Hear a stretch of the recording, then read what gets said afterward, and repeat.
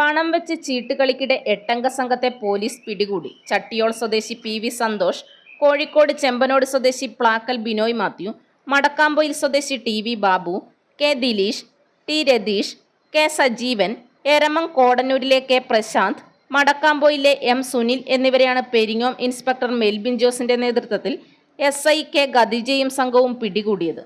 ഇന്നലെ വൈകുന്നേരം 4:30 മണിയോടെ മടക്കാമ്പൊയിൽ ബസ് സ്റ്റോപ്പിന് പിറകുവശത്ത് വെച്ചാണ് ചീട്ടുകളി സംഘം പോലീസ് പിടിയിലായത്. കളിസ്ഥലത്തു നിന്നും 11,700 രൂപയും പോലീസ് കണ്ടെടുത്തു.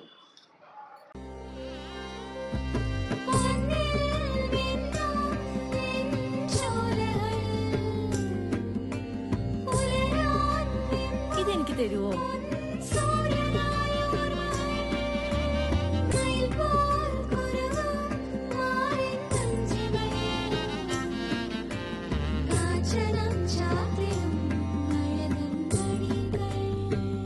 ചില ബന്ധങ്ങൾ പവിത്രമാണ്. കണ്ണും നിറയും മനസ്സും നിറയും. സ്വന്തം ജോസ്കോ ജ്വല്ലേഴ്സ്. ഇനി സംശുദ്ധമായ സ്വർണം ചെറുപുഴയിൽ.